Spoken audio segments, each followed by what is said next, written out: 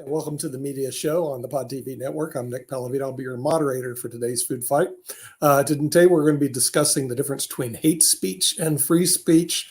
What is the line? Who draws the line?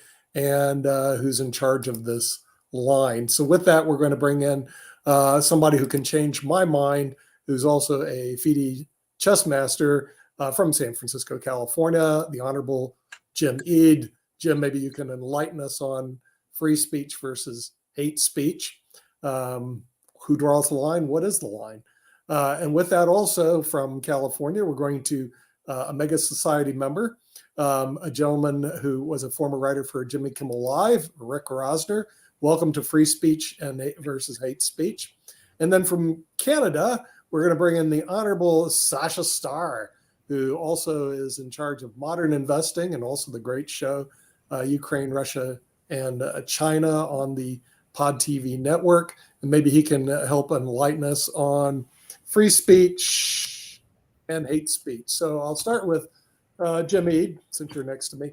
How do you define free speech and hate speech, and what is the difference? So it's your yeah, thanks, Nick. I think that free speech has been pretty well litigated. What you can and cannot say. You can't, for example, defamation is something you cannot do. Child pornography is something. There's a lot of different things that come under, the famous one is you can't yell fire in a crowded theater. This has been pretty well litigated. But what we're talking about today is what constitutes hate speech. And if it isn't directly threatening or inciting people to directly cause harm to another, you're pretty much allowed to say whatever you want to say.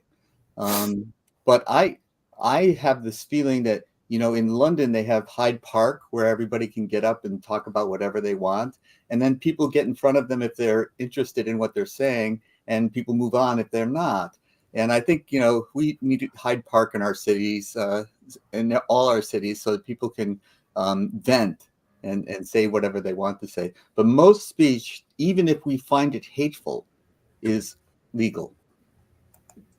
Okay. You have to be, it's hard to tell the difference between trolling and stochastic terrorism. If you go, especially on Twitter, but on every social medium, there are like dumb kids, like 8th graders saying terrible, terrible things because it's fun to break taboos. And then there are true psychos saying, kill all the Muslims, kill all the Jews, and who are somewhat serious in intent. And it's a whole stew and it's hard to tell, who's dangerous and who's just a young idiot. But Rick, isn't part of the problem with hate speech the notion of, and I've said it before on other shows, one man's terrorist is another man's freedom fighter, and all along those lines. And the same thing can be said even around some things that are hateful, because there are definitely some things that we know are very hateful said about the Jewish community, the Latin American community, the African American community, and a number of other communities as well. But then there is part of what is being said that is based on a person's perceived facts or their perceived knowledge of the facts. I mentioned earlier on one of the shows, I think it was World Edition, that I had the pleasure of doing an interview that will air later once I get the copy from the people that I was interviewing, the people that are members of the Hebrew Israelites. And these are the folks that believe that they are the original Jews. They are mainly folks that are of African-American descent and all along those lines. And they have some very separatist kind of views and some very anti-integration views as well. But I mean, part of what they are doing is they are taking the historical narrative as they understand it and put it in that context. And since I wasn't around, at least not that I'm aware of, 3,000 or 4,000 years ago, and all in that space, then some of those facts, I can't really argue if they claim that, for example, you have many people that would claim today, even to this day, because of the certain passages in the Bible, Jesus was of African-American descent, just like they'll claim that Beethoven was of Moorish descent, and all along those lines. And Jim, and even you, Sasha, we weren't around then, so we don't know whether they were or aren't or leave that space, because there are passages in the Bible about wool like hair like wool, which is a reference to like a lot of African American texture of hair as well and everything. And some people could take that as being hateful and everything. So I guess my question is, Well, but how do you those define people what don't hate sound speech is? dangerous. But the example of shouting fire in a crowded theater, we're all, thanks to social media, we are all in a crowded theater whenever we're awake now. And people are shouting BS all the time, and it makes people crazy, and it's hard to know what to. I hate seeing all the garbage on X, formerly Twitter. At the same time, I hated being pulled off of YouTube, and I know Nick hates it because we discuss stuff. Hate speech actually has a definition, and adhering to that definition is what I would usually lean on. But I think because of the gray area where a lot of people, we get people in a position where they're saying, take for example, the fire in the theater, that's not hate speech, that's something else.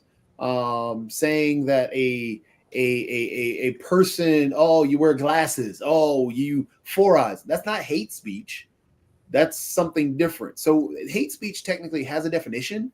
As a matter of fact, it says abusive or threatening speech or writing that expresses prejudice on the basis of ethnicity, religion, sexual orientation, or similar groups. So it has an actual definition. We just tend to kind of throw everything together and say, because that. Jacoby, by that definition, and I hear you, and I definitely agree with you, but by that definition, if we say that all Palestinians are evil, that would be technically hate speech. And we've definitely seen some of that kind of conversations, just like we said that when the pandemic took place, that everybody that was of Asian descent was part of the reason that we were going through this pandemic. And we heard that kind of conversations in a number of social media spaces and everything. And there were people that literally would make the argument that because it came from Wuhan, that it must be the fault of everybody that is Chinese. And we know that that is a ludicrous notion and everything, but that would be defined as hate speech. Those two examples fall up under the definition of hate speech. Go ahead, Sasha. It's not the game of definitions, no. It's a case of good lawyers prosecuting any idiot who is saying that I have a freedom of speech, I'm a free man. Okay, first of all, you have to write a check for $25,000 to your lawyer who will defend you. Probably he will, maybe he won't even bother with it. He will take another $10,000, $15,000, whatever you still have in your bank account, and then he'll say, oh, you know, my friend, it's not so simple. Actually, they have some evidence. Well, we remember you were on that demonstration in university. What did you say? From the river to the sea? Oh, what did you mean by that? Oh, maybe you meant that there will be Arab state and there will be no Israel anymore. My friend, this is not a free speech. This is a hateful propaganda. Well, you know what? I will try to settle it for maybe $100,000, but because a lawsuit for $1 million. So for $100,000, how you feel about it? I don't have any money. You know what the interesting thing is that most anti-Semites, they hate when their pocketbook is being hit. So the best way to deal with the anti-Semites is hit their pocketbook for $100,000 or maybe a little more, a little less here and there. This teaches you incredible lesson about freedom of speech and all this garbage of freedom of demonstrations and so on. You becoming so enlightened, and you will teach your kids and your grandkids and so on. And you know what? We will, as a result, we will be living in much better world. Yeah, I would say that we're crossing the line between hateful speech and free speech, because there's a lot of speech that we can agree or disagree upon, which is hateful, and but are you free to say it? And the answer in many cases is yes. Unfortunately, it's true. We can say hateful things and get away with it. We can't incite people to commit violence. You know, the real where the rubber meets the road was President Trump inciting an overturn of the election. And did he get away with it because he said be peaceful? This is the kind of thing but it's well litigated what you can and cannot say. And sometimes, we have to have new litigation to determine exactly where this particular part of the speech comes from and whether or not it's something that you can get damages for. Like if you're trying to harm someone's reputation by saying a falsehood about them, that you can collect damages for. Not necessarily always, not necessarily successful, and it will cost you money to collect the damages, but that's part of what is protected. You're protected from someone defaming you. However, you're not protected from saying, I'm an Irish, my heritage is Irish, and if you call me a Mick, you can say that. You call me Patty, you can say that. It's free. You're free to say that. Go ahead, Jacoby. Oh, you're muted. You're on mute. I was just going to add in also the fact, not only what you're talking about with the gray area between the hateful, where we're mixing that up, we're also mixing up freedom of speech itself, because we forget that we can say whatever we want, but we're not free from the consequences. And that's what people tend to forget, is that you can say what you want to, but that doesn't mean that I can't say what I want to after you, or that, if somebody were to get upset, that doesn't protect you from the consequences from your speech. The one that I'm confused about, Jacoby, on what you're saying is the fighting words, because that's in the definition. So what's fighting words? Well, what about Rudy Giuliani and his free speech? What happened to that? Oh, Rudy Giuliani, he basically someone's reputation by lying about them. Yes. Oh, so you can't lie? Is that what you're saying? You can't lie or commit harm. Yeah. Well, what about all the people who are being fired or resigning at the universities based on, I guess, something they've said recently? I mean, it just seems like there's a lot of people saying things that maybe they shouldn't say things, but also things that are taken a little too out of context or too serious. And everyone is suing everyone for saying something or, making somebody step down. Right. Or in this case, the University of Pennsylvania professor not saying something, resigning. Right. Okay.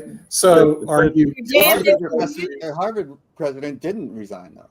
I know the Harvard president didn't resign, but the University of Pennsylvania president did resign for not saying something as opposed to saying something. So do we have now we're mixing up stuff. We're mixing up reputation. Well, do we have a different standard now that you could be held guilty for not denouncing? They weren't held guilty. They were only held guilty by their own internal mechanisms, the university mechanisms. Right, exactly. They weren't tried in a court of law. Come on. I want to be the coach at Texas A&M contract. I want to have that. I mean, come on. They pay to fire him. They pay him $75 million, right? I know. What did he do? What did he do? He didn't win football games. It's very important. Is that a freedom of something? That's capitalism. If he gets paid $75 million, which he's going to get for losing, for doing nothing. All he has to do is do nothing. All he's going to do is collect $7.5 million a year for the next 10 years. And all he has to do, Jimbo Fisher doesn't have to do anything. Well, he got a contract. Not 7.5, 75 million. Think about this though. Think about get elected to Congress. People are more upset, like how Nick, you just pointed out, the University of Pennsylvania person who had to resign because of internal pressures. They're not getting paid. Jimbo Fisher was horrible at his job, got fired, and they're still paying him, but there's no outrage. No. So here's what I think. I think that there's an underlining story with Jimbo, and we're going to find out in a couple of years that he violated somebody's rights or did something wrong, because they're paying him to fire him. Hey, They're- Jim they're- Jordan is in And Congress. I think they don't want the story to get out right now. It'll come out in a couple of years. We'll find out the truth. You know, maybe he sexually harassed somebody or sexually assaulted somebody, and you know he's getting paid. But I think that there's a backstory there, because you just don't pay somebody $75 million to fire them because they did a bad job. I mean, come on. Go ahead, Rick. There's a frustrating little game you can play on Twitter to educate yourself about what Twitter thinks is hate speech. You go on there, you use the search function. You can search for gays, blacks, Jews, Muslims, and it'll give you a bunch of tweets. And some of those tweets will be some horrible person saying some horrible thing. And then you can report them. And then Twitter gives you a form where you check all these boxes. What do you think is hate speech about this? And then you fill in the boxes, and then you submit your report. And then a day later, Twitter sends you a report as to whether they agree with you or not. The wild thing about Twitter, though, think about this: It's a the bot. Elon Musk super freedom of speech guy. Okay, Yeah. say something about one of his companies. Pause. Say something about him. Speech over. Oh, Jatovi, you hit the nail on the dollar. I mean, you know, freedom of speech ends when the dollar is at stake. Yeah. So I wouldn't be surprised with that. And for some reason, our network keeps getting banned on Facebook. At least every time I try to broadcast through mine, I've been broadcasting through Kim's because I got banned twice. They don't like our programs or whatever we're doing. And so I have to broadcast through Kim right now, Well, because every time I broadcast, Anytime, Facebook goes anytime we reach more views than Fox will report that we've done something wrong and then take us down. yeah, And so Nick's been put in jail too many times, so we're using me. But I fire back. Nick doesn't. I appeal back really hard and make them prove that we did something wrong. It takes time, it takes energy. But I've won a few of my appeals, but do they give me back any of my space, my time, or money for it? No. So Fox and CNN both have fear of people like us. They do this to other people. It's not just us. I've taken photos of other people in podcasting world that have been like outdoing Fox.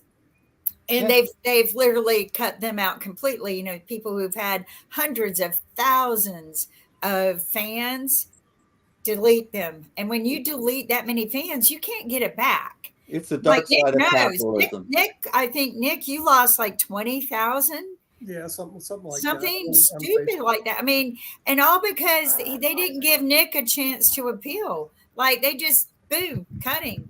And he didn't do anything wrong. He literally did not do anything wrong. And they- LinkedIn does allow us to broadcast. They've been broadcasting Yeah, them they for do. years, and they've been really good. However, I will tell you this: we've had people comment on that to our panelists. They say, "Be very careful what you guys say, because a lot of people are watching the show." Mm-hmm. That's what was the comment from LinkedIn. Just let you know, they didn't say anything specific. I'm just saying. Speaking of which, there have been a couple of statistical things that are very interesting, and one of them, actually, I had the pleasure of being part of yesterday and everything. But I'd love to hear Toby's thoughts, because y'all are talking about statistics and all along those lines. But I did see that Netflix is giving viewing statistics for nearly all of their titles and everything. And I think I mentioned on the news show at the beginning that there is a film that's very popular, and it came out for season 1 about a lawman that some people say is the basis of the Lone Ranger. There was an African American lawmaker and all in that space, that being Bass Reeves. So Lawman Bass Reeves debuted in its first episode to 3.34 million viewers, and it's already set a record on Paramount Plus with like 7.5 million viewers across the world in their first 7 days, and that was before last night's closeout of their season 1. So there's talk of them having a season 2 and a season 3 as well. So just wondering, so folks' thoughts about these kind of numbers that we are seeing, where folks are wanting to see fresh content, whatever that fresh content is, but I also want to see the analysis of the content that they are getting. Releasing numbers is a big thing. Look at HBO. HBO used to do that, and they still do that. I mean, heck, Game of Thrones, Lovecraft Country, Watchmen, all the different shows that they put out, they had released the numbers. Hey, that's where you get money. If you can prove that these are pulling in dollars, you get money. And honestly, when they had cut back on a lot of stuff from taking big chances, and that's one thing that hit HBO and Cinemax and all the other stuff when they started merging. And so a lot of companies, I mean, Rick can probably talk more about how the companies are cutting back and not taking as many chances as they used to, because money's money. Money, gotta pay the bills. Money's not money if you don't release the numbers. Without the numbers, there's no accountability. And for a while, the Netflix and the other streamers were throwing tens of billions at productions, hoping to own the streaming world, particularly Netflix. And then all these other streamers came along. Netflix saw that it couldn't prevail. It couldn't build a moat. So it cut back. But without accountability, like you said, Lovecraft Country, good show, only got one season. And they if they don't release the numbers, they can say, yeah, well, it just didn't, meet our what levels, but then they don't say what levels there are. Just to let you know about numbers, just want to interject here. Most of the viewers on Pod TV actually watch us on their mobile phone. So this month there's we get to see this. We get to see this. There's about 34,000 people who watch us on mobile phone. 22,000 watch on the desktop. But we have our own TV channel on Roku, which anybody can go to, type in Pod TV. We don't have 1,000 viewers on Roku, which is really weird because we have 3 TV channels on Roku. Yep, but here's the thing. We see them just as much as they see us. But Nick and I got to meet the people from Nielsen ratings. And I don't know if you remember that, but they were the ones who drove people's numbers and provided the data so that people could get advertising and things like that for years. I wonder how they're doing now, because everybody goes to their own numbers now. They've pretty much fallen apart as far as I know.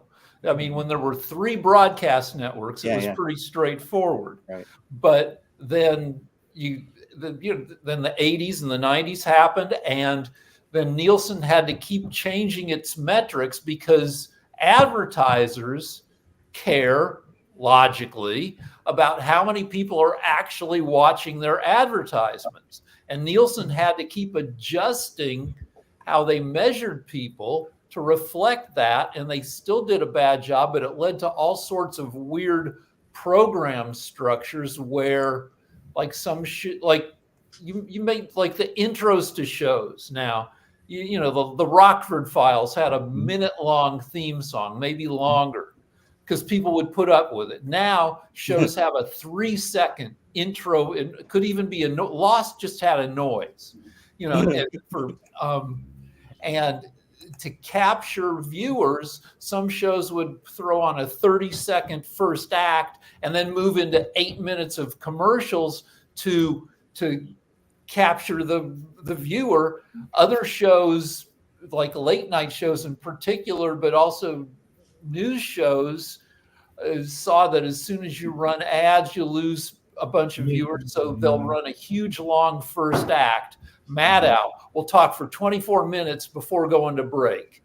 No doubt about that. Hey, Nick and Kim, I got a question for you, because you brought up Mother Jones. I think it was you, Nick, recently, and apparently they're in talks to merge with the Center for Investigative Reporting, and I definitely mentioned Paramount and some others that have merged as well. So my question to you, since it's the media show, is: are we getting any calls yet to get bought out and everything? I need a bigger check and everything. So I want to know if Pod TV is getting any threats to be bought out and all along those lines. Well, wait, time out. See, here's the real problem. Okay, first of all, the advertisers, because I watch ESPN Sports Center. Do you know I watch more ads because we're going to go to break and they'll show you 4 minutes, 5 minutes of ads before you watch another thing on SportsCenter. It gets really boring because That's why I record it. What? I record everything. Yeah, You know, so I can fast forward through the ads. You're right. You have to fast forward And everything. fast forward, no more real time. If you don't do that, you're spending Yeah. all your time. If watching you that. watch the evening news on like ABC towards the end of the show, they'll come back, they'll do a 30 to 45 second story and then go right back to ads. So it's about it's horrible. 6 minutes of ads. But I got a and question 45 for you because we talked about accountability. And Nick, Yeah. you just said, so many thousands of people are watching on the phones. Well, how Right. do I know that the number you told me was true? Okay, because we have a We source have a called data collection. Vimeo. Okay, Vimeo is the only place that Vimeo and LinkedIn give us data.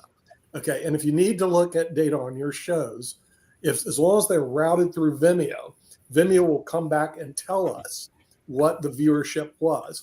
Last year, our viewership total was 2.4 million viewers, but per show it may be 5,000 to 10,000 per Right. show, and some less. You Not bad. but not bad. But if you run 40 shows like we do a week, 30 or 40 new shows, that's only like 10,000 a show. You have 300,000 people watching in a month. I mean, so it's not that hard to aggregate and get that. But if you want data, see, I don't know how many of your shows go through the Vimeo system because I've seen your shows, Jim. If they go through Vimeo, send it to Mark. Mark puts it through Vimeo. They Vimeo do. distributes it. Then we'll get the data back. If you distribute yourself, which you can do, we don't get the get data. it. So I don't know. And But if you so use the Vimeo link and distribute using the Vimeo link, what's nice about that is Vimeo also promotes our shows and sends them out as well. But if you use that Vimeo link, then we get full accounting of what your distribution is and how many people and how. Because Vimeo calculates whether they watched it on the mobile or on the computer, Right. whether it was in Washington So or Vimeo's the new Nielsen. Vimeo is the new Nielsen. You're right. Vimeo actually gives us the best analytics, but Yes. sometimes Kim and Mark will get mad at me because I'll run direct through LinkedIn because I love to do that. And LinkedIn will give me their own demographics, which is totally separate than Vimeo and frankly not as good as Vimeo. Vimeo actually has the best demographics. Also, what it does, Jim, it will tell us which country has actually watched the shows, But, okay, and how many people. And for years, the number one country is the United States. Okay, we get 2 million of the 2.4 million from the US. Number two has been Brazil. Our number two viewership has been Brazil for a long time, and don't ask me why. And then small amounts all the way down. Now, this is Vimeo's demographics, and your show has to go through Vimeo. Otherwise, I don't collect the data. So Well, Nick, here's this one is a more thing. topic. I want to add something very important about this. You're not just distributing out of Vimeo. We have the link set up. If you give them to us, that we can distribute from Vimeo to almost anywhere. So from Vimeo, we go to Roku, we go to Amazon, we go to our personal Facebooks, YouTubes. So if people then watch it, or to yours, but we have to go from Vimeo out, then when people watch on your Facebook, you get credit for it on Facebook and we get credit for it on Vimeo. But if you're going straight to Facebook, we don't get any credit for it, just you do. So that's why we've been forcing everybody to go through Vimeo, so that and we're not cutting you out. We're not cutting any of the producers out. We're actually giving you more views because now you can go to other places. Kim, how do they mechanically do it? Because I know that I have no idea. that Jim has this show, Change My Mind, okay? And I've seen it occasionally, but I don't see it on our Vimeo. How does he get Change My Mind through our Vimeo thing? I don't know. How he does it. It has to go into our Vimeo, and then we link it to his Facebook, or we give him the link. So we can give you the link, and then you can post it on your Facebook as well. So is it Mark's fault? No, to answer your question, Yeah, it goes everything's directly Mark's fault. because it goes directly to the Him and I web make live, which mistakes it goes all month. directly to the web live, which goes to the Vimeo and everything, and it also goes to LinkedIn as well as Twitter. And right now Yeah, they it goes just added, everywhere. We and have right a now they just program. added, which I've been experimenting with. I haven't tried it today and everything, but I did try it on actually the chat show. I know Sasha was here earlier, but they are airing. You can also go to Instagram Live now as well. So they added that, and I've been playing around with that a little bit also. Are you able to sell advertising via Vimeo? Do advertisers come to you? No, No. they don't. Advertising is a whole different ball game in terms of it's a metric we haven't really figured out as to how you get the advertisers, Rick. In other words, and even the NAPD conference, they don't focus on advertising. All they're doing is trying to sell and resell content. But what I've seen on advertising, apparently the industry that advertises the most is the drug industry. Believe it or not, they're heavy into pushing drugs. They're big pharmaceuticals. Yeah, I shouldn't say drugs, but Yeah. But remember, Legal drugs. Advertisers won't come unless you have the data that supports the viewership. Right. Okay. And you can't get the data if you send it direct. So I make the mistake a lot because I like to get the things out. I send a lot direct to LinkedIn and Facebook and Twitter and Twitch. Not Facebook. I sent it to Kim's Facebook because mine's shut down permanently. But the thing is, if you want to get the data captured, you've got to go through Vimeo and talk to Mark or Kim because I don't know how to do it. I've never been able to figure that. So Mark we already programmed a bunch. So already when we send it to Vimeo, it redistributes out to all these other places. So it's not like it's just not going to Facebooks and stuff like that. And you could grab that link from Mark's Facebook or Nick's Facebook. Well, not anymore Nick's, but mine. I don't know why they hate me too because they've tried to take me down. But you get those links, or Mark can just send out the Vimeo link to everyone and just say, okay, take this and copy it to your Facebook.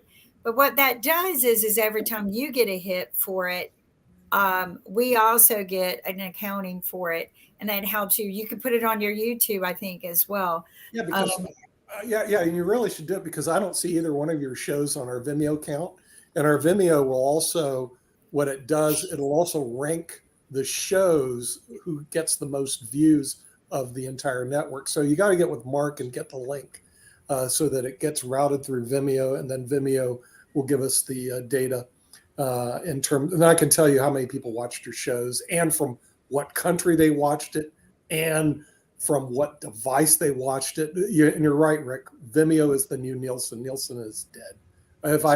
What should our objectives be? Like, I don't know why I'm doing this. I have a vague idea that if enough people see me yammering, that maybe I'll get a book deal at some point, but I really don't.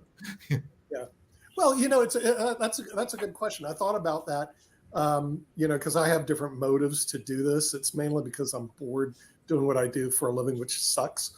Setting up pensions is not really exciting, but here's the thing. If you look at Taylor Swift, I'm going to beat on Taylor Swift. What she did is she was the ultimate shameless self-promoter, and the ability to scale through media is incredible. In other words, to scale yourself. There's no other way you can do it except through media. Now she figured it out, the magic formula, and she scaled herself through media. And apparently she went off like a rocket with this last Eras tour, where she's pulling in $4 billion. Well, if you look at the media right now, because there is access, most of your access is shut off. ABC, NBC, CBS, forget it. All the majors shut you off, so it's impossible. PBS, impossible. So what's the new access to media? It's through streaming media, which is what we're doing. So if you have a talent, and I don't care what it is, the best way to, scale it today is through the media. Now, once you scale it at a certain level, then theoretically it should be monetized. But you also have to have the metrics to back that scale. Now, it was pretty expensive to buy 3 channels on Roku. So I've got 3 channels, not just 1, 3. Every time I pop it up, I press the button. We got 3 Roku channels. Now, so we have plenty of spaces to distribute through television, but we only have 1,000 people watching on TV. But Nick, just to clarify those three channels, just for folks that are listening and are not always on Roku, the main programming goes to the main Pod TV Live and all along those lines. And as we were talking about earlier, when we were talking about sports, there are lectures. The place that I am currently actively working at, they pretty much give me permission, as have a couple of universities that are locally based and some that are even outside of the area. And I'm working on some that are even international, that we can air their lectures, including some people that have been passed on this show. So that is the one that is called Live and Events. So it's a combination of sports and literally lectures. They're not even lectures always of people that I agree with, because I get lectures from both the right and the left and different other folks and all along those lines. And then the third one is World Politics, which is a re-air of some of the political shows and political lectures and all in that space. So that is the way that the three are put out there now and everything. And this is actually something I was going to ask Jacoby about, because it's something that he's involved in and everything. But as I just said earlier, yesterday we did a red carpet event for the Bass Reef special and everything. And there were two podcasting networks that were literally here. And I know of one that's in Atlanta called the Atlanta Cast Network. There is the All Bull Network, which is here in Durham, North Carolina. And there is also the young lady who was with a thing called Black Fly on the Wall. And I think they may have their own network as well. So as one that studies the market, because Jacoby, I know you study the market and everything, what is your thoughts about this proliferation of networks? Because Pod TV is just one of them, but there are several as well. I just wonder your thoughts around this proliferation of networks, because literally I just met the All Bull Network yesterday, and I knew of Atlanta Cast because of some things that were going on within our own network, and people decided that was a better opportunity for them. But I was just wondering your take on the proliferation of these networks popping up. I mean, the canary in the coal mine was back with gaming and porn. Rick brings up porn all the time because of how it was controlled by one group, one or two groups. But now once that decentralized, everywhere, anybody with a camera phone can do the same thing. Gaming, when Twitch came online and really started helping out the gamers, show their games off. Same thing with YouTube. That's why YouTube jumped in the game. That's why Facebook jumped in the game. That's why TikTok has a gaming section everywhere. Yeah. When those kicked off and showed that you can create your own channel, and you can sell your own ads, and they can sell ads on top of it, and you can make a ton of money. Because, for example, Nick, I hate to push back on the Taylor Swift thing. Taylor Swift had talent, and there was other things. It wasn't her YouTube sensation that, no, you have tons of gamers. There's a guy, his name is Dr. Disrespect. That's how he became. But the funny thing is, they've made, he's got to deal with different game developers because he's made his own video game. He's got to deal with different PC makers because he made a PC after his name. A guy named Ninja. Everybody's heard about Ninja. Well, he got to deal with Samsung. He had a halftime commercial at the Super Bowl. These are the people that blew up based off of just your YouTubes, your social media platforms, and pushing it out there. And that's the way you go out, and that's where those channels come into play. There's one lady, Arrow Math, I think that's what she goes off of. A lot of people, she was a gamer. Then she started getting into the hot tub gaming. Then she started her own little channel. Beautiful young lady, smart and intelligent, created her own business and created her own channel off of it, created her own business. There's a lady who goes by Pokemon. She pays her staff $60,000 a year. People don't realize that she has a whole staff. Yeah. She actually would go to different channels and give away $15,000 just for up and coming streamers. Well, she got with some of her buddies. They created their own channel and their own Roku division and stuff. So yeah, and we have an example in the chess world. Grandmaster Nakamura. You used to have to wait until you got invited to tournaments and try to win a prize fund. Nakamura started his own Twitch channel, and he's making so much more money through that than he ever could in prize fund. So, now he's like, yeah, I might play, I might not, because I make more money when I don't play than when I do. And like there's a kid, there's actually a little kid, and he has toys now that's been out there for a couple of years. Ryan's World. There's also JoJo Siwa. There are toys out there. They are social media people who blew up. And heck, Honey Boo Boo. Honey Boo Boo. Mr. Beast, you know Mr. Beast. Yeah, Mr. Beast. Mr. Beast. He lives in the He has- North Carolina area, and, Yep. and he's made off his YouTube channel $50 million. I mean, the thing is, that's what I'm saying. There's a book called Think and Grow Rich, right? If you read that book, the media right now is think and grow rich. The only question is you got to think and grow rich, and then how do you do it? But has it been done before? Yes. And is it being done right now? Yes. Yeah. But it's all based on metrics of getting views. Now, our problem. Hold on is real quick, Nick. talk Let me shows just are say, long. Talk Nick, shows like we do are long. A lot of just their want to put out there real quick. Just Yeah. want to put out there because you mentioned Mr. Beast and you said the $50 million, and you just said YouTube. You know that man's net worth is $500 million. Yeah, right. Yeah, because the thing is, he has the continuous income stream through his YouTube channel. So he's Oh, a and you know, YouTube is very. Go ahead, Rick. You don't do well. on Is- YouTube. Is Pod TV's viewership on the upswing? No, I'm glad you asked, and the answer is no. It's on the downswing. We dropped from 2.4 million down to 1.9 million viewers last year. At least that's the latest data I got from Vimeo. I don't get all the data though, realize, because a lot of people don't run their channels through Vimeo, so I don't know. Number one. Number two, if you redistribute, and redistributing means Facebook has groups, you send it to the groups. So like chess, when the chess show comes out, I send it to LinkedIn, and there are a bunch of people who watch, they comment. One guy even said, yeah, I should. And then chess has two groups, chess business group and chess group. You redistribute through those groups. The problem is we don't get the data back. So the one real problem that we're always fighting is how do you get the data back to show the viewership on these things. So it's still, remember, this industry, I think streaming is an infant industry. What we're doing is in its early stages.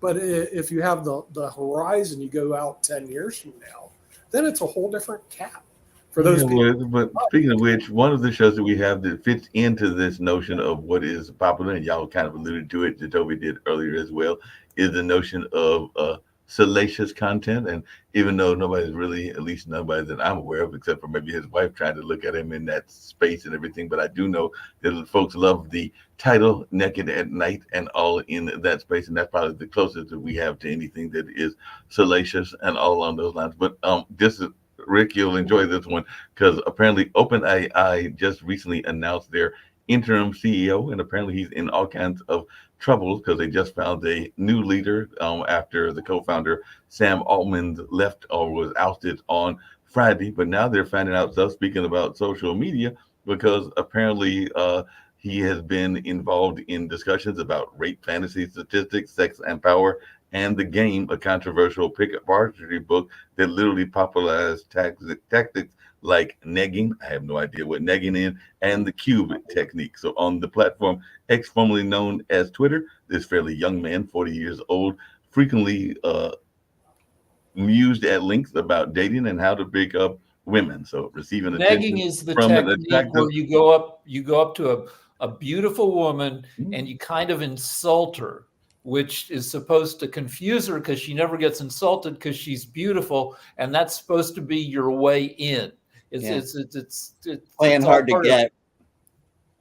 Okay, because apparently They like me because I don't like them. Yeah, he said receiving attention from an attractive woman, even if ultimately the date goes nowhere, is generally positive utility for a man, he wrote last June in response to a now deleted tweet. So there's an asymmetric payoff for the date itself. Most women are interested only if it will lead to a relationship eventually. Men are more willing to match, more willing to go on first dates, more willing to have casual sex, etc., because of the quote unquote payoff matrix. So apparently that's who the new leader of AI is. And apparently he wrote this book, The Game, Penetrating the Secret Society of Pickup Artists. So I guess if you want to be a pickup artist, you need to get this copy of this book and all along the line. Yeah, I but mean, women are there's a lot smart of enough to terrible catch stuff on. about pickup artistry, but it also reflects like sociobiology, Yeah. sperm cheap, eggs expensive, that women are going to protect themselves sexually more than guys are. Well, my thinking of Facebook when I'm watching it, they move toward Reels, which is they have very quick data, and it's just like this. The reason why, Instagram did that too. yeah, the reason why we don't do too well on YouTube, the average time people watch YouTube is like 2 or 3 minutes, and it's going down. When the data of our shows, the average viewer will spend 17 minutes on our shows, but we have long content, so we have less viewers, but they spend a lot more time on our content than they do on YouTube. So we don't really fit well in YouTube because they're looking for really 2 or 3 minutes. And I don't know anybody who in our network who produces a 2-minute show. It's really the we have TikTok no phenomena. 2-minute shows. The TikTok phenomenon is really what's taken off. Yeah, And you get more viewers, but it's going to be for a very short period of time, Jim. In other words, Yeah. you get a lot. And Are a lot of it, Pod TV doing anything to increase awareness? well, realize mainly the thing is it's through our distribution partners. In other words, the people that we work with, they actually will end up sending it out. I'll give you an idea. Somebody you guys don't see very often, Rex Lee, has Cyber Talk, right? And Mark knows he complained because we are at capacity when it comes to storage right now on Vimeo. We have like 7 trillion bytes all plugged with shows, over 3,000 hours sitting on Vimeo, like no kidding. So apparently 20 of his shows were deleted. I don't know if I did it, Mark did, or Kim did. And he lost over 100,000 viewers. He got mad at us because he goes, I've got somebody who wants to buy and sponsor my whole thing, because he's got close to 1 million viewers right now on Cyber Talk. If you have a chance, go look at his show, Cyber Talk, you'll see.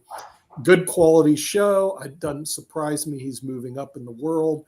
And he actually spent a lot of time, effort, and energy to push the quality of the show on Cyber Talk and also push his own distribution platform. If you have a chance, go look at Cyber Talk and you'll see it's totally different than what we produce. And he runs on our network, Rex Lee. But anyway, yeah, I got an email from Matt. Mark got copied too. What happened to 100,000 views we just erased on Vimeo? Mm-hmm. We have a storage problem. We're going to have to address it next year in 2024. Last I heard, it's going to cost us $17,000 just to add more storage to our network because we're at capacity. And to answer your question, and I think it was yours, Rick, what I have found, and actually I will actually commend one of Sasha's folks and all along those lines, is that Ken does a really good job of putting out the information, even if we do a pre-record. So he helps with the marketing. So some of the people that do that are very good. I know that even on some of the shows that I have done, one of the things that guests will ask me is if they can repurpose it, reshare it, and I always encourage them to do it. They send me nice little emails about how much they enjoyed the interviews, whether we like them or not. I even got a nice one. I know it wasn't a fan of everybody here on the network, but I even got a nice little note from the Gregorian nuns and a number of others. So sometimes they will do their own helping with the publicity, and that is something that I try to encourage as well. And I'll say that Rick, your folks do a good job of that as well. So getting that word out and repurposing it is the strongest way to get the numbers up, because that's something that I've seen a number of folks do, including some of my guests, because they'll call me and ask me or email me, and I'll say, hey, send it out as many times as you want to, and as many sources as you want, including sources that I don't have. So like I said, I know that Ken Regan, not just Ken, but also Sasha himself, does a good job. Yeah, but whatever I do, you can't see. It doesn't get reflected. Because I mean, because your stuff is going to, that's where Ken was wrong. It is going to Roku and everything else. It's a newer show, so some of those numbers aren't as strong as they used to be. But I have seen some of your shows actually do quite well based on the interviews that they were. The interview you did around Israel actually picked up some good numbers, as well as some of the other shows. So that is a newer show. So in that sense, Kim, I meant, Mark, when I promote it, how do you see it? You know?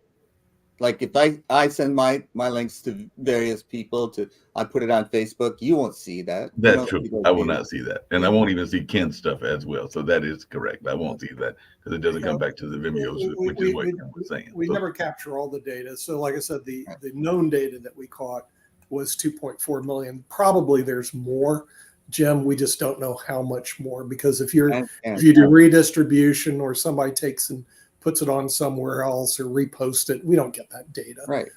So, but again, I can't go to an advertiser and say, well, we think we got it. Yeah. No. And that's the reason that I can go to Vimeo and I can say, okay, this show had this many views. It had this many through the desktop, mobile, and through Roku. And right now, I think it's mobile leads us. People are watching us on the cell phones the most, then desktop, and then the TV show is actually the TV thing, which is the most expensive thing to have. Right. Actually, the least. Right. And we have three. Very interesting. On Roku. By the way, I have plenty of space on Roku to yeah. Okay, it's live. It goes through, this is live. It's going through Roku right now, and I got 2 more channels. I could run 3 right now. I don't have storage space. I mean, Vimeo, we're at capacity. So if I got to store and reshow it, I'm at capacity. Sasha. Okay, I'd like to mention something. I do send links to YouTube, to my mailing list, to Facebook, and it works because of simplicity.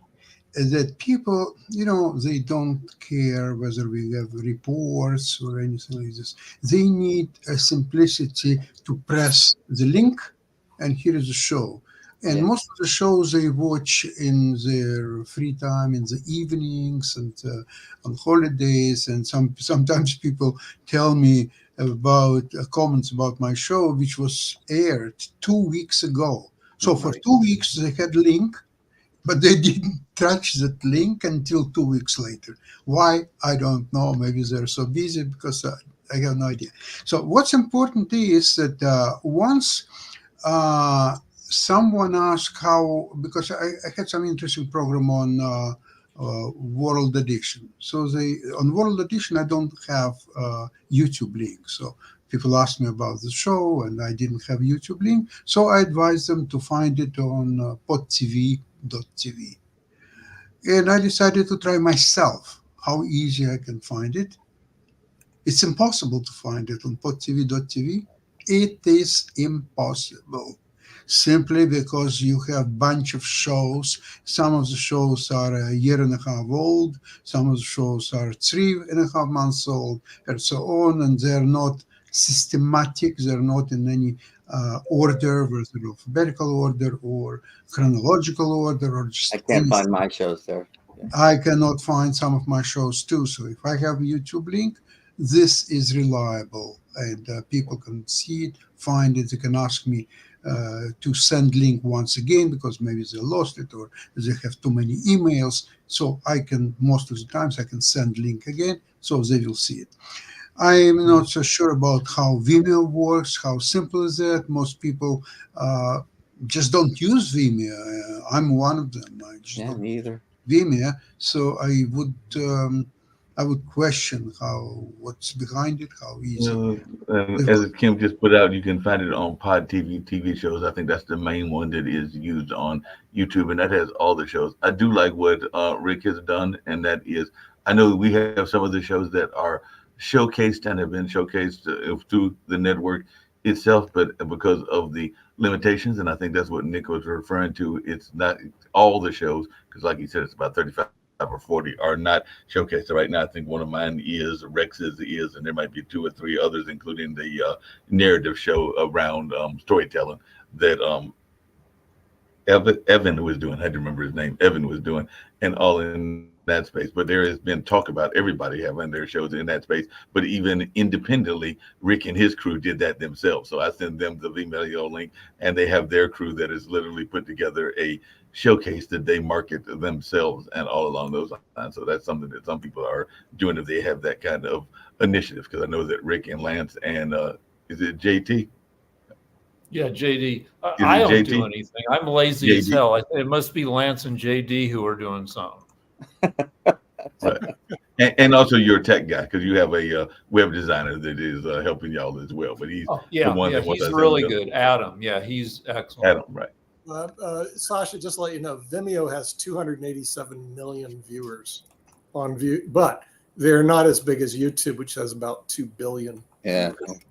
So, No, but it's not the numbers. I'm not worried And about the numbers. What I'm worried about the simplicity and easy to use YouTube versus Vimeo. Now, however, I don't sound 100% right. I cannot be objective simply because I don't use Vimeo myself. So therefore, the perception is that YouTube is just much better medium than that. Now, Kim sent just go to podtv.tv. Okay, I did write that. And I went to, for example, one of the shows that I'm familiar with. One of them is, let me get there. I think it's a Wall Street Hackers. Okay, that's a financial show, I believe. So I wanted to see how I can use it, and let's see. I was trying to find the latest show. What the hell? How you do it? Because essentially, okay, it gives me several this type of shows. How does it say name? Starting from Sasha, that's what I meant when I said the showcase. 7 of June. Okay, Yeah. the first one is 7 of June. The next one is 15 of June. There are several others, and the latest one is I believe it's the 2nd of December of this year. Okay, and this every Thursday. So there are no shows of no December shows except the 2nd of December. Okay, and they're not in chronological order. They're not in any order, and furthermore, all the recent shows as of December you can't even find it because they're not there. So how useful is this? you're talking about podtv.tv. Yes, correct. Yeah, it's since it's a website, it has some limitations. One problem is that podtv.tv live only can show one show. As Roku, we have 3 channels on television, but we only have one stream through podtv.tv. So podtv.tv has But I'm talking about only recorded shows previously. I'm not talking about live anything like that. I'd have to talk to Kim about that. We're meeting next week on issues for 2024. The issues that we see are what you're bringing up. Thank you, Sasha, because we'll address that. Also, storage issues. Yeah. We've got to solve that because we have more content than we have storage capacity. And it creates real problems for us because the only thing we can do is delete shows. And the real problem deleting it is like Jim's show. We don't want to delete it because his show is evergreen. Has changed my mind. I can use next year. I took some of the Lawyer's Den, repurposed it, put it back on. I got 10,000 viewers immediately. And it was produced 2 years ago. When you have evergreen shows, you can actually use them over and over again in different formats. So his show is evergreen, clean and evergreen shows we can use over and over again. World Edition, which has a good followership, problem is it's dead data. It's dead by tomorrow. So what I try to do with World Edition is pump it 4 or 5 times with different channels. In other words, re-show it 4 or 5 times that day through different channels, knowing by tomorrow it'll be deleted. So World Edition is a lot tougher to work with. But the surprising thing is, like your investment show, Sasha, people watch it a year later. And I just go, you got to be kidding me. In other words, you're showing. Speaking about my investment show, I feel it is a great failure because what I'm doing is I've generated for the last year a profit of 285%. This is an unheard of number. There is no Wall Street professionals that can touch me. And yet no one, even Jim, sorry to say anything about you and Milan, nobody is interested to even understand and learn what I'm doing. you sort of you give in a nod. Oh, okay, Milan says that I'm wizard and all that stuff, but he's not interested at all. What trace I did last week? But Tell Sasha, me you the changed trade. my mind about this derivative trading. You did change my mind. That's your next program. You change your mind. First of Sasha, all, what I'm saying is forget about Warren Buffett. Forget about all the You recommendations. changed my mind about that.